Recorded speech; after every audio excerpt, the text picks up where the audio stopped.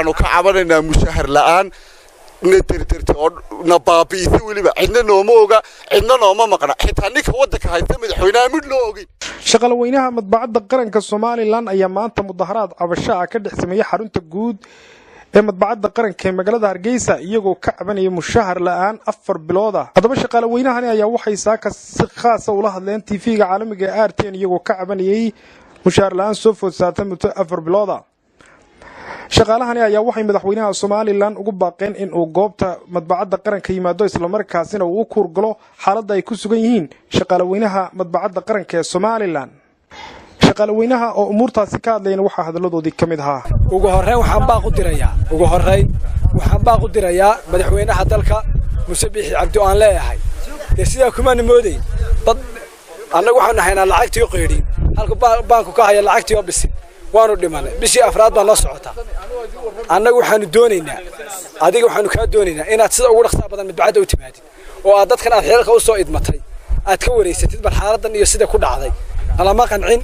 afarta bilood ciidanimo oo dhasaasay wuxuu dhaceen macal shaqaalaha iyagu fariin baan u dirnay maareeyaha madbacadda waanu ku nil kaalina qanci sida wuxuu dhacay kaale wax noo sheeg noomu iman waxbana lama wadaagin madaxdeedina waa yahay sidaas si aqli gal maaha lamana oga macal maalin qurana ma oran suga iska daay wax kale dadku u badba ka yimaadeen haddana kadalay wax barashay qayb ku jirtaa xaaladdu ma xaaladan uu moodayo maareeyaha meesha haysta marka waxaan si qoto dheer aan ula hadlayaa madaxweynaha oo ah madaxii ugu sareeyay Soomaaliland oo madaxdii meesha aan leeyahay noo soo gurmo oo noo kaalay haddana ay shaqaalaha madbacadda qaranka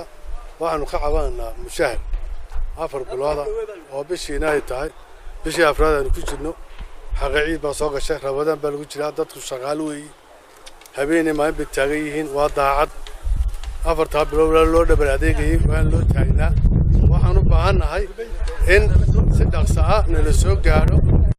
كسر قرني مال والبو والو كسر طابعي وحنا كمان رجنبا وحنا لو موجا وحنا اللي بريدي مسا ساعة ميدي مسا ساكون ميدي مسا أفر بلودا بلا لحقنا لقديجي مركز نلتشيت waxayna miisaaniyada ka maqantay miisaaniyadu waa la fasaxay 2 bilood baan loo kale bir Ramadan baa lagu jiraa iidaa la geliya inteedii waan bilaa lacagna cid anaga noo maqaniyo wax noo joogtaana ma jirto nimanka meesha uu maamulka u dhiibtana anagu ma madaxa nagaga taagin oo ilaa shaqeeya subax lagu mooyay karo 12 kaad ruuxaysa shaqada maxaad u qabo weyday ka kale maxaad u qabo weyday